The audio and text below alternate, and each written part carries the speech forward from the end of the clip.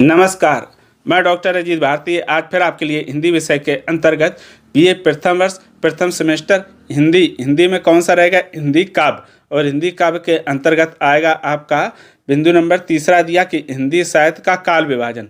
तो इसके अंतर्गत हम लाए हैं प्रश्न नंबर पहला। तो देखो, प्रश्न कुछ इस प्रकार से पूछे जाते हैं। दिया हुआ है प्रश्न, हिंदी साहित्य के इतिहास लेखन में काल विभाजन का नामकरण किन आधारों पर किया जाता है, तर्कसंगत उत्तर दीजिए। देखो, ये दिया कि हिंदी साहित्य के इतिहास लेखन में काल विभाजन का नामकरण किन आधारों पर दिया जाता है। जो काल विभाजन हुआ है उनका नाम आधारण के आधार क्या है, तर्क साथ उत्तर दो। ठीक, या तो ऐसे अथवा इस तरह से प्रश्न पूछे जा सकते हैं कि हिंदी साहित्य का इतिहास काल विभाजन, सीमा निर्धारण और नामकरण की व्याख्या कीजिए। यानी हिंदी साहित्य का जो इतिहास का काल विभाजन और सीमा निर्धारण, नामकरण की व्याख्या करनी है। अथवा इस तरह से पूछा जा सकता है, या फिर दिया हुआ कि हिंदी साहित्य का इतिहास के काल विभाजन और उसके आधारों को स्पष्ट करते हुए रीतकाल के नामकरण के संबंध में विद्वानों के मतों का विश्लेषण कीजिए। ठीक, यानी हिंदी साहित्य का इतिहास का काल विभाजन और उसके आधारों को स्पष्ट करते हुए रीतकाल के नामकरण के संबंध में विद्वानों के मतों का विश्लेषण करना। यानी हिंदी साहित्य का इतिहास का काल विभाजन तो बताना ही है, साथ में आप जो रीतकाल का नामकरण उसके संबंध में विद्वानों के क्या मत हैं, विश्लेषणात्मक प्रश्न बताना। तो इन तीन प्रश्नों के अगर में से कोई पूछा जाता है या इससे मिलता जुलता, तो उसका उत्तर हम कुछ इस प्रकार से लिखेंगे। हालांकि इन प्रश्नों के उत्तर बहुत बड़े हो सकते थे, लेकिन मैंने प्रयास किया इसको थोड़ा संक्षेप में छोटा किया है। ठीक, तो चलो फिर शुरू करते हैं। कैसे लिखेंगे उत्तर? जिस प्रकार एक विस्तृत राष्ट्र को सही ढंग से चलाने के लिए कई प्रांतों, जिला और तहसील आदि इकाइयों में विभाजित करना आवश्यक है। ये कहा गया, जिस प्रकार से किसी भी देश को चलाने के लिए उसे जिला में, प्रांतों में, तहसीलों में बंटवारा कर दिया जाता है तो क्या हो जाता है, देश चलाना आसान हो जाता है। ठीक उसी प्रकार से हिंदी साहित्य के बड़े स्वरूप को देखते हुए उसे कई कालों तथा उपविभागों में उसके विभागों और उपविभागों में बांटकर वैज्ञानिक ढंग से अध्ययन किया जाता है। बिल्कुल सही। ये कहा कि उसी प्रकार से हिंदी साहित्य के जो काल है, क्या इसका स्वरूप बहुत बड़ा है, तो इसको कालों तथा उसकी विभागों उपविभागों में बांटकर फिर हम वैज्ञानिक ढंग से उसका क्या करेंगे, अध्ययन किया जाता है। साहित्य की धारा नदी की तरह लगातार प्रवाहमान है, अतः उसे काल रूपी बांध बनाकर विभाजित करना कठिन है। कहते जो साहित्य की धारा वो क्या नदी की तरह हमेशा प्रवाहमान, इसीलिए उसको क्या है, काल रूपी के बंधन में बांध नहीं सकते हैं। ठीक है, हालांकि कोशिश तो करेंगे लेकिन कठिन काम है। अब अगला आगे फिर क्या लिखेंगे, साहित्य धारा भी कभी कभी नदी की भांति नया मोड़ लेती है। जिस प्रकार कोई नदी अपनी धारा को बदल देती है, उसी प्रकार साहित्य भी कभी कभी क्या होता है, नए मोड़ ले लेते हैं। इसलिए इसकी मानक चेतना निर्धारित नहीं की जा सकती है।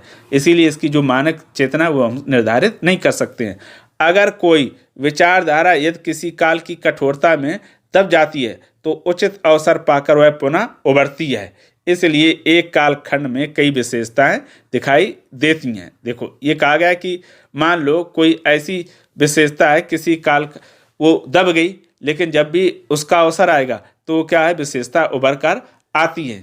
इसीलिए कहा है कि एक कालखंड में कई विशेषताएं दिखाई देती है। अब एक कालखंड में कैसे कई विशेषताएं दिखाई देती हैं, जैसे मान लो रीत काल है, तो रीत काल की विशेषता क्या है, रीत का पालन करना, और क्या, श्रृंगार का चित्रण, और क्या, नारी का चित्रण, और क्या, अलंकारों का प्रयोग, और क्या, श्रृंगार रस का अधिक प्रयोग। तो देखो, एक ही काल में कई विशेषताएं हमें दिखाई देती हैं। अब अगला बिंदु है एडिंग। हिंदी साहित्य इतिहास लेखन में हम हिंदी साहित्य के इतिहास को 5 भागों में बांट सकते हैं। यानी हिंदी साहित्य के इतिहास को लेखन के लिए हम उसे 5 भागों में बांटेंगे कि हिंदी साहित्य का इतिहास हम कैसे लिख सकते हैं या लिखा जाता है। तो पहला बिंदु दिया है, साहित्यकारों की प्रकाशित व अप्रकाशित रचनाएं। यानी जब हिंदी साहित्य कोई लिखता है तो क्या करता है, जिन साहित्यकारों ने अपनी प्रकाशित या अप्रकाशित, प्रकाशित का मतलब है वो जो उनके ग्रंथ हैं उनके आधार पर, या फिर अगर किसी ने ग्रंथ किसी तरह से नहीं लिखे हैं, कोई अभिलेख लिखे हैं या कहीं किसी म्यूजियम में या पुरातत्व विभाग में रखे हैं, उनके आधार पर वो इतिहास लिखता है, यानी इनको आधार मानकर यहीं से सूचना एकत्र करता है। दूसरा फिर बिंदु दिया हुआ है कि साहित्यकारों व साहित्यिक रचनाओं का परिचय प्रस्तुत करने वाली कृतियाँ। कहते जो साहित्यकार है या साहित्यिक रचनाओं का परिचय, ऐसे विद्वान जिन्होंने साहित्यकारों की या उनकी रचनाओं का परिचय प्रस्तुत करने वाली कृतियाँ, उनके आधार पर या उनकी सहायता से भी हिंदी साहित्य का इतिहास लिखा जाता है। तीसरा बिंदु दिया है साहित्य के विभिन्न अंगों, रूपों, धाराओं व विशेषताओं की व्याख्या से संबंधित आलोचनात्मक और अनुसंधान परक ग्रंथ। कहते साहित्य के विभिन्न अंग, रूप, धाराओं, विशेषताओं की व्याख्या से संबंधित, यानी इन सबसे संबंधित अगर कोई आलोचनात्मक ग्रंथ है, पुस्तक या अनुसंधान परक ग्रंथ है, इनका आधार लेकर या इनके सहयोग से भी हिंदी साहित्य का इतिहास लिखने में महत्वपूर्ण भूमिका होती है। चौथा बिंदु प्राचीन साहित्यकारों के काल निर्धारण व रचना काल के निर्माण में योग देने वाली ऐतिहासिक सामग्री। कहते जो प्राचीन काल के साहित्यकारों के काल निर्धारण की रचना काल के निर्माण में योग देने वाली ऐतिहासिक सामग्री, यानी ऐसी ऐतिहासिक सामग्री जो साहित्य के काल को निर्धारण या उसकी रचना का निर्धारण कर सकती हैं, उन ऐतिहासिक सामग्रियों का इतिहास लेखन में प्रयोग किया जाता है। फिर आता है बिंदु नंबर 5, दिया हुआ कि विभिन्न युगों की आंतरिक और बाह्य परिस्थितियों व स्थितियों पर प्रकाश डालने वाली सामग्री। ये कहा गया जो विभिन्न अलग अलग कालों में आंतरिक और बाह्य परिस्थितियों या स्थितियों पर प्रकाश डालने वाली सामग्री। ऐसी सामग्री का मतलब ऐसी विषय वस्तु जिसने आंतरिक और बाहरी प्रभाव डाला हो, उनका भी सहयोग लिया जाता है हिंदी साहित्य का इतिहास लिखने में। तो ये हो गया आधार कि हिंदी साहित्य का इतिहास लिखने के लिए किन किन आधारों का हम लेते हैं। तो यहाँ आधारों को हमने संक्षेप में आपके सामने प्रस्तुत कर दिया। अब अगला आता है काल विभाजन और नामकरण, यानी हिंदी साहित्य का काल विभाजन नामकरण कैसे होता है, क्या चीज़ें रहती हैं। तो देखो पहला दिया है कि काल विभाजन का नामकरण साहित्य के इतिहास की महत्वपूर्ण समस्याएं हैं। इनके आधार पर सामान्यतः इस प्रकार माने गए, यानी जो काल विभाजन का नामकरण साहित्य के इतिहास की महत्वपूर्ण समस्याएं हैं, ठीक, इनके सामान्यतः इस प्रकार माने गए। अब आगे आते हैं तो इसमें भी बिंदु दिए। पहला बिंदु दिया है ऐतिहासिक कालक्रम के अनुसार, यानी जो हिंदी साहित्य का नामकरण है किसके आधार पर, ऐतिहासिक कालक्रम के अनुसार। क्या, आदिकाल, मध्यकाल, संक्रांति काल, आधुनिक काल। ये क्या ऐतिहासिक कालक्रम के अनुसार क्या किया गया है हिंदी साहित्य का जो विभाजन हुआ। अब फिर दूसरा आता है या तो ऐसे शासक और उसके शासन काल के अनुसार। देखो किसी एक को नहीं लिया गया, जितनी यहाँ पर दिए सभी से कुछ ना कुछ लिया गया। एलिजाबेथ युग, विक्टोरिया युग, मराठा काल आदि। तो जो शासन करने वाले उनके आधार पर भी क्या होता है, काल का निर्धारण किया जाता है। तीसरा बिंदु लोकनायक और उसके प्रभाव काल के अनुसार। तो चैतन्य काल, गांधी युग। लोकनायक किसे कहते हैं, ऐसा व्यक्ति जिसने अपने कार्यों से पूरे क्या हो उस देश में अपना वर्चस्व बना रखा हो अपने कामों से। तो उनमें से महात्मा गांधी एक हैं जो क्या थे, लोकनायक थे, और उनका देश में क्या प्रभाव पड़ा उसके अनुसार भी काल विभाजन किए जाते हैं। चौथा बिंदु साहित्य नेता एवं उसकी प्रभाव परिधि के आधार पर। ऐसा व्यक्ति जो साहित्यिक नेता हो या उसकी जो प्रभाव परिधि है उसके आधार पर, जैसे रविंद्र युग, भारतेंदु युग। तो रविंद्र और भारतेंदु का बहुत प्रभाव पड़ा। पांचवा बिंदु दिया है कि राष्ट्रीय, सामाजिक एवं सांस्कृतिक घटना या आंदोलन के आधार पर, यानी राष्ट्रीय, सामाजिक या सांस्कृतिक घटना या आंदोलन के आधार पर, इनके भी आधार पर भक्ति काल, पुनर्जागरण काल, सुधार काल, युद्धोत्तर काल, स्वतंत्रोत्तर काल आदि। ये नाम किस पर पड़े हैं, राष्ट्रीय, सामाजिक एवं सांस्कृतिक घटना और आंदोलन के आधार पर। फिर आपका आता है अंतिम और छठवां बिंदु। तो इसमें दिया साहित्यिक प्रवृत्तियों के नाम पर। तो दिया रोमानी युग, रीतकाल युग, छायावादी युग।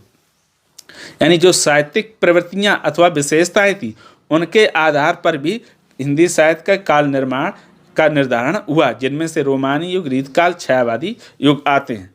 तो ये हो गया नामकरण का निर्धारण। अब आता अगला बिंदु नामकरण की समस्याएं।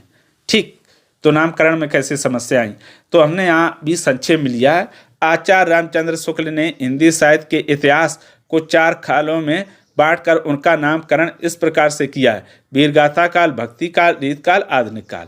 तो ये देखो जो आचार्य रामचंद्र शुक्ल क्या है, हिंदी साहित्य के सबसे बड़े आलोचक और विद्वान माने जाते हैं। तो उन्होंने भी हिंदी साहित्य का इतिहास लिखा है और उसको 4 कालों में बांटा है, जिनमें से एक है वीर गाथा काल, भक्ति काल, रीत काल और आधुनिक काल। अब आगे फिर दिया है, रामचंद्र शुक्ल ने ग्रियर्सन और मिश्र बंधुओं से कुछ संकेत लिए थे, लेकिन काल विभाजन करने का अंतिम निर्णय तर्क के साथ उनका है।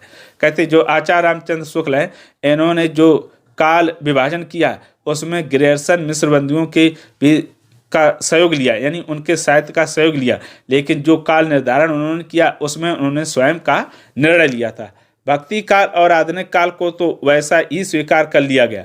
जो भक्ति काल है और आधुनिक काल जैसा आचार्य रामचंद्र शुक्ल ने सुझाया था वैसे ही उसको स्वीकार कर लिया गया है, परंतु वीरगाथा काल और रीत काल के विषय में विवाद रहा है। और जो वीरगाथा काल और रीत काल उसमें विवाद रहा, ऐसे समय में वीरगाथा काल की अपेक्षा आदिकाल नाम ज़्यादा उचित माना गया। लेकिन कहते वीरगाथा काल से की अपेक्षा आदिकाल को अधिक महत्व दिया गया। ठीक, अब आते हैं वहीं रीत काल के संदर्भ में मतभेद हैं, लेकिन इसके मतभेदों की परिधि सीमित है। यहाँ विवाद का समय केवल इतना ही है कि उस युग के साहित्य में रीत तत्व प्रमुख हैं अथवा श्रृंगार तत्व। साहित्य में अधिकता दोनों की है। जिस युग में रीत का समावेश केवल श्रृंगार में ही नहीं, भक्ति काव्य और वीर काव्य में भी हो गया था। देखो ये कहा गया कि रीत काल में 2 महत्वपूर्ण हैं, एक तो श्रृंगार रस का अधिक प्रयोग हुआ और दूसरा रीति का। रीति का अर्थ है जो भी कवि हुए उन्होंने एक दूसरे की परंपरा का पालन करते हैं तो वो कहलाता है रीति। तो इसमें ये कहा गया कि रीत काल की 2 ही विशेषताएं नहीं थी, भक्ति काव्य भी था, वीर काव्य भी था। ठीक है, अथवा यूँ कहें कि जीवन का स्वरूप ही बहुत कुछ रीतबद्ध हो गया था।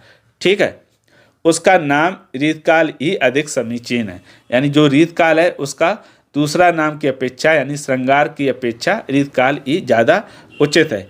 इसके विकल्प श्रृंगार काल में अति व्याप्त है, अतः रीत प्रमुख है। ये कहा गया कि रीत काल में जो श्रृंगार रस के वर्णन उनका अधिक हुआ, लेकिन रीति जो है वो प्रमुख, वो भी इसमें क्या है, व्याप्त है। दोनों चीज़ें सबसे ज़्यादा कौन है, रीति है। अतः रीत काल का नाम अधिक उपयुक्त है, यानी रीत काल नाम ज़्यादा उचित है। आधुनिक काल को तो ये हो गया आपका रीत काल का नामकरण, उससे संबंधित विश्लेषण।